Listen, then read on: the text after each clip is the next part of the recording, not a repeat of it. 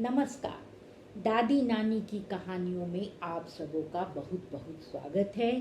आज की कहानी है लोटा दिखा के गगरी गए। बहुत समय पहले की बात है। नदी किनारे एक छोटा सा गांव था। गांव के लोग बहुत ही मेहनती थे और अपना काम बहुत ही मेहनत से करते थे, लेकिन बाढ़ के कहर से हमेशा उन्हें जान माल का नुकसान उठाना पड़ता था। एक बार गांव के कुछ लोग गांव से बाहर जा रहे थे। नदी पार करते समय नौका डूब गई और बहुत से बच्चे, बहुत से लोग बेघर हो गए। उन्हीं में एक ललन था जिसके परिवार के सारे लोग इस नौका दुर्घटना में मारे गए।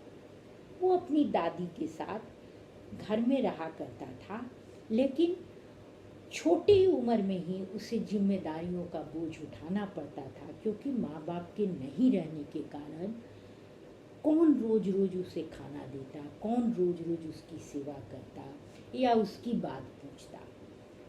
तो वो अपने छोटे छोटे कार्यों से उसे मिट्टी का काम बहुत अच्छा आता था। मिट्टी के घड़े बनाना, मिट्टी की सुराही बनाना या मिट्टी से छोटी छोटी मूर्तियों को बनाना, वो बहुत ही कुशल था उसमें। और उस जमाने में सुविधा के बहुत से सामानों का आविष्कार नहीं हुआ था, इसलिए उसका और उसकी दादी का काम चलता था।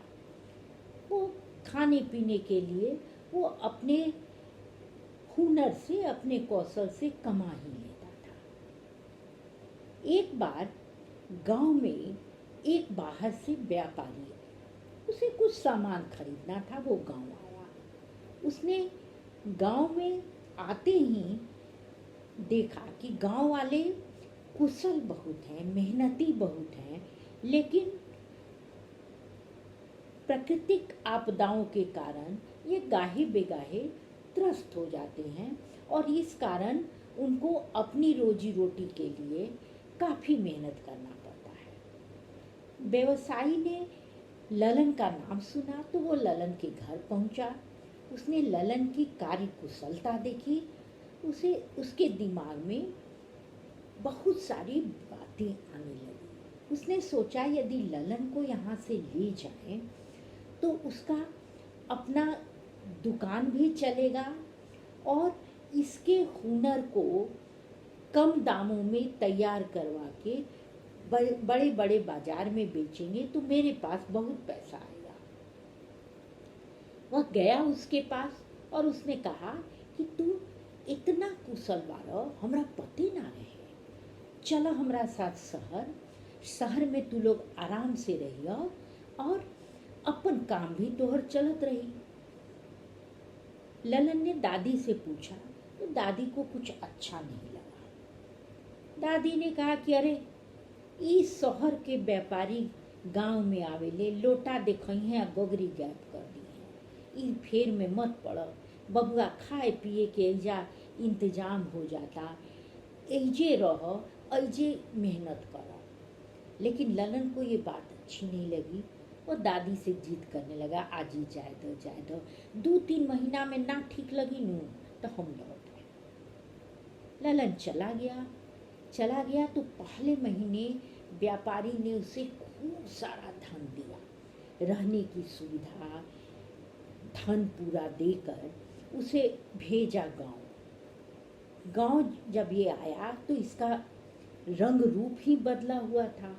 नए नए कपड़े, नए नए सूटकेस, नए नए जूते, सब कुछ नया नया। लगता ही नहीं था कि ये वही ललन है जो गांव में मेहनत करता था, मट्टी से सने हाथ, और दिन भर की कमाई में जो बचता था उसे बेचता था और खाता था। गांव में ये चर्चा फैल गई कि ललन बाहर में जाके बहुत बड़ा आदमी बन गया है। बहुत से लोगों में लालच आने लगा और वो पूछने लगे ललन से। ललन ने बताया कि नहीं, सेठ बहुत अच्छे हैं, मेरा बहुत ध्यान रखते हैं और तू लोग देखिए रहल बारा कि हम कैसन बानी रही या कैसन हो गई बानी। कुछ लोगों ने अपने बच्चों को ललन के साथ भेज दिया। सेठ ने उन्हें भी 1-2 महीने खूब अच्छे से खाना पीना खिलाया, धन दिया, और उनके पास जो भी हुनर था उससे कोई सिलाई करता था, कोई मट्टी का काम करता था, कोई लोहा का काम करता था, वो करवाता था और मुँह मांगी दाम दिया करता था।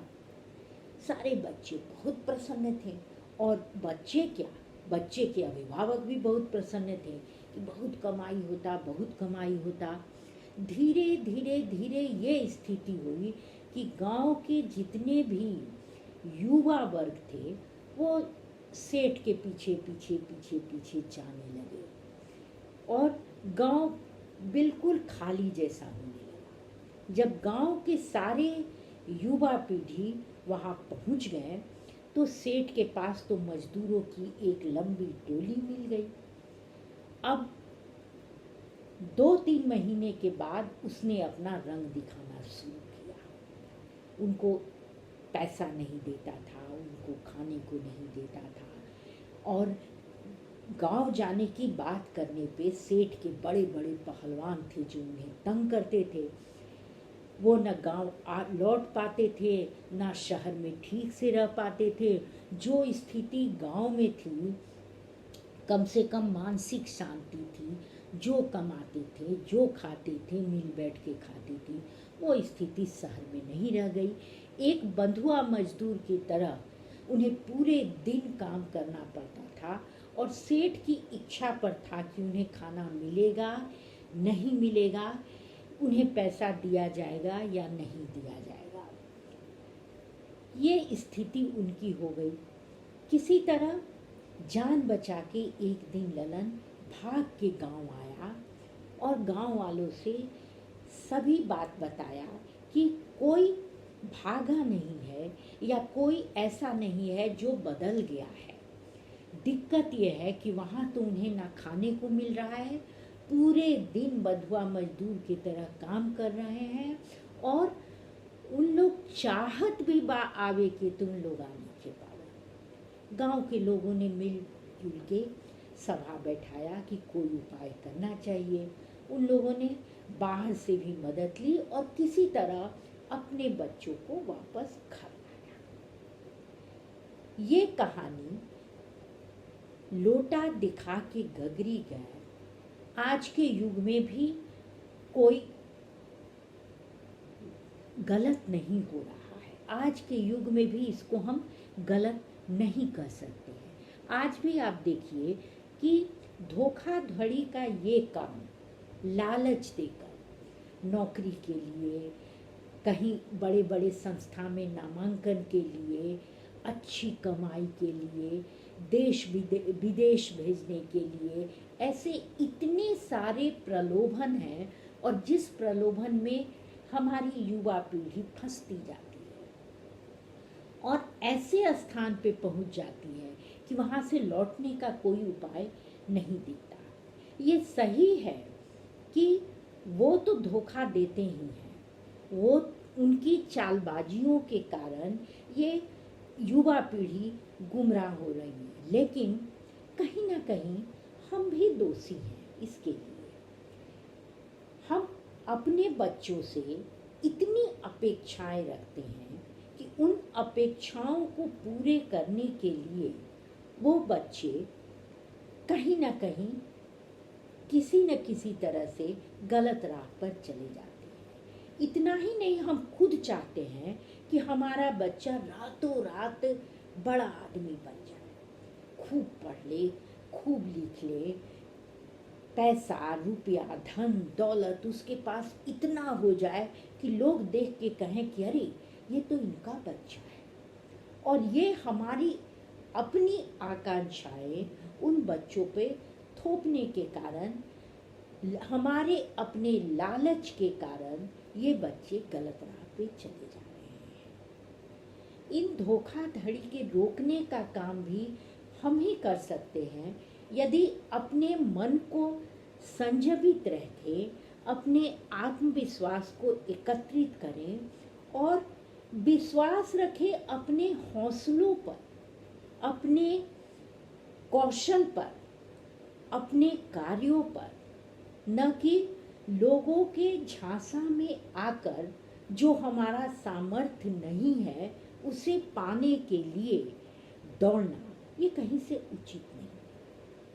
सपना देखिए, सपना देखना बुरी बात नहीं है, लेकिन सपनों को पाने के लिए मेहनत कीजिए, न कि किसी गलत राह को पकड़िए कि हमारे सपने किसी गलत ढंग से जाने पर भी पूरे हो जाएंगे। जिस दिन इस प्रलोभन पर हमने काबू पा लिया, ये धोखाधड़ी का जो काम होता है, कभी पैसा दुगना करने की, कभी ज़्यादा सूद देने की, कभी नौकरी देने की, कभी नाम लिखाने का, किसी अच्छे संस्था में नामांकन का, ये सारी बातें बिल्कुल हम रोक सकते हैं और हमें एकजुट होकर खड़े होने की ज़रूरत है।